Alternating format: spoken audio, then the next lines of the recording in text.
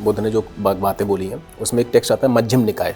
मध्यम निकाय में बुद्ध बोलते हैं कि प्रयाग में पवित्र स्नान करने से केवल मोक्ष नहीं मिलेगा, हमें अपने कर्मों की शुद्धता करनी पड़ेगी। मतलब उन्होंने क्रिटिसाइज तो किया है, लेकिन कम से कम हमें ये मानना पड़ेगा कि वो ये मानते हैं कि प्रयाग में पवित्र स्नान होता था, यानी कि ये कहीं ना कहीं कुंभ हो सकता है। इसके अलावा अगर हम देखेंगे अग्नि पुराण पढ़ते हैं तो अग्नि पुराण में प्रयाग की महत्ता के बारे में बताया गया है, उस समय बताया गया है। इसके अलावा अगर हम देखेंगे पद्म पुराण, शिव पुराण, इसमें खगोलीय गणनाओं के बारे में बताया गया है कि किस तरह की खगोलीय गणनाएं हैं।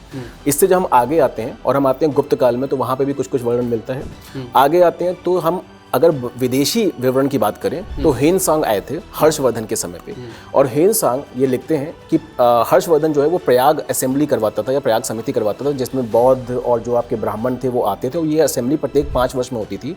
इस असेंबली में के अंत में हर्षवर्धन अपना पूरा जो भी धन होता था वो दान कर देता था, यानी कि एक तरीके से दान पुण्य और इन सब की भी परंपराएं थी, इवन राजा के थ्रू।